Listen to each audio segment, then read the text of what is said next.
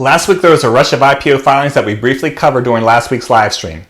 One of the most intriguing on the list was Palantir. Today I'm giving you some details about the company, and I'll share some highlights from their filing as they begin the march to their IPO. I guess you could say I'm analyzing the data analyzers.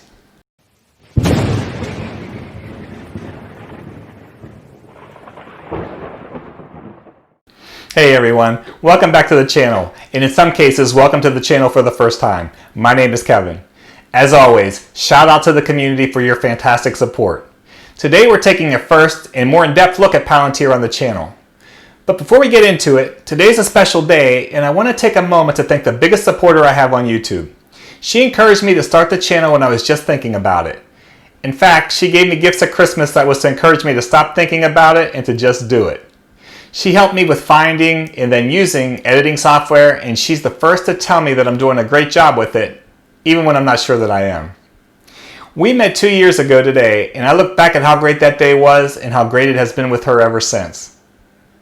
Now, she doesn't like the attention, so I won't do that to her, but it would be great if you could just simply say thanks in the comments to thank her, because if you enjoy this channel, she's a big reason that it even exists. Thank you, sweetheart. Okay, now it's time to get back to business and focus for this video, Palantir. I know some of you have been eagerly waiting for the company to go public, while others probably are wondering who they are and what's the big deal.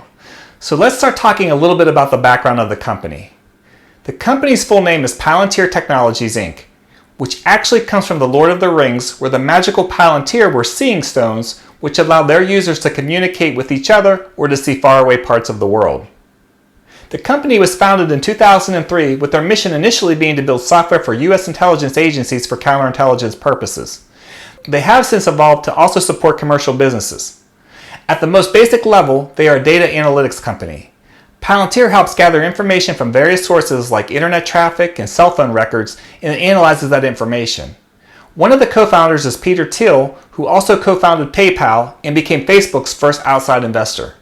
The company's headquarters is being moved from Palo Alto to Denver, and the company is currently valued in the low to mid $20 billion range.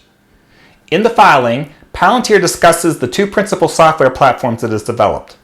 The first is named Gotham and was constructed for analysts at defense and intelligence agencies who, as they put it, were hunting for needles not in one but in thousands of haystacks. And they didn't have the software they needed to do their jobs. In Afghanistan and Iraq, soldiers were mapping networks of insurgents and makers of roadside bombs by hand. Gotham enables users to identify patterns hidden deep within datasets, ranging from signals, intelligence sources, to reports from confidential informants, and helps U.S. and allied military personnel find what they're looking for. Gotham's use has now extended beyond intelligence analysis into defense operations and mission planning. Needless to say, the U.S. government is a big and important customer to the firm. Later, the company found that the challenges faced by commercial institutions when it came to working with data were similar to what governments experience, as companies often struggle to manage, let alone make sense of the data involved in large projects. And this resulted in the second platform being developed for these commercial clients, and they named it Foundry. The platform transforms the way in which organizations interact with information by creating a central operating system for their data. The commercial side of their business has really grown, as 53% of Palantir's total revenue came from commercial customers in 2019. Palantir reports that their software is used by customers across 36 industries and in more than 150 countries. As of the first half of this year, its platforms were used by 125 customers, including the U.S. Army, whom it actually sued. Did you know that? In 2016, the company sued the Army over the procurement process for a new version of an intelligence analysis system, claiming the process was unlawful and wasteful. Palantir ended up winning the contract, which accounts for $1.7 billion of the $2.9 billion in potential federal contract money it has won since that year. Which brings up something to keep in mind, and that is that just 3 large customers made up 29% of its revenue as of June 2020, with a single government customer accounting for 11% of its total revenue in that period. And then you have a large commercial customer making up an additional 10% of its revenue. Obviously, a loss of one of these customers could result in a significant hit to the bottom line. As far as their market or potential customer base, the filing also indicated that Palantir generally does not enter into business with customers or governments whose positions or actions they consider inconsistent with the mission to support Western liberal democracy and its strategic allies. Knowing the capabilities of their technology, I would say that's a good thing for the U.S. Now, any overview of Palantir would be incomplete without talking about some of the controversy surrounding the company. The biggest criticism has come from its work with developing software for U.S. Immigration and Customs Enforcement, commonly known as ICE. ICE has used Palantir's Gotham software for years to track down undocumented immigrants. One report revealed that Palantir's software was critical in an operation to arrest the parents of illegal immigrant children. Obviously, immigration is a hot-button topic and one that we're not going to talk about here. That's not what this channel is about, but it is something to consider when looking at its work with the government and what types of work it does. Privacy concerns are everywhere nowadays in the era of big tech, and like many companies, there are concerns about how the data on us is being collected and used. Palantir CEO and co-founder Alex Karp makes a direct point in saying that Palantir has repeatedly turned down opportunities to sell, collect, or mine data, unlike the Facebooks and Googles of the world. So that's some background on the company. Now let's go over some highlights from the filing, including some financial data. Quickly, I would just like to ask you to remember to push that like button if you're enjoying the video. It's more important than you might think, so thank you. Back to financials. The first thing to note is that the company is going the direct listing route, meaning it isn't using an underwriting bank. We talked about a new SEC ruling on direct listings on this week's episode of IPO This Week that you might want to check out if you haven't seen it yet. I'll link it for you in the description. Before the ruling, a company pursuing a direct listing wasn't able to raise new capital through new shares, which is why many companies have a traditional IPO. So that might leave you wondering why they are going public, which will result in them having to be more open in what they reveal, as public companies have to do.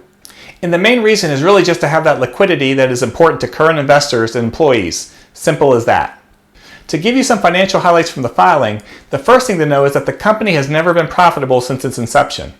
A lot of that has been due to high costs in research and development, but also being typical for companies looking to grow at the scale they're growing. Most recently, Palantir reported revenue of $742.5 million in 2019, up 25% from the previous year, and that came alongside a net loss of $580 million. In the prior year, its sales were $595.4 million with a net loss of $580 million. In the first half of this year, Palantir brought in $481.2 million in revenue and lost $164.7 million. The $481.2 million in revenue reflects a growth rate of 49% over the same period last year. Some other numbers that you might be interested in. For 2019, the average revenue per customer was $5.6 million, and the average revenue for the top 20 customers by revenue generated in 2019 was $24.8 million. So having only 125 customers isn't really that bad. Recent operating results have shown improvements as their net loss decreased to $164.7 million over the first half of 2020, which was down from a loss of $280.5 million in the first half of 2019.